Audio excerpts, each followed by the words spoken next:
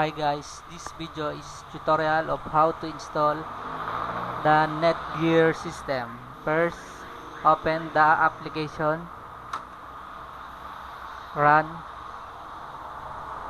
then wait for a few minutes to open it.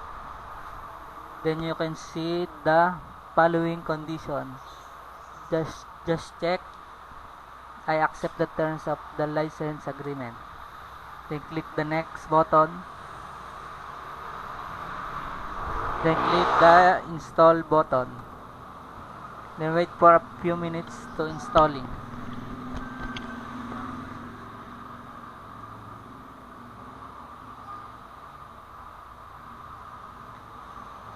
Then click the next button.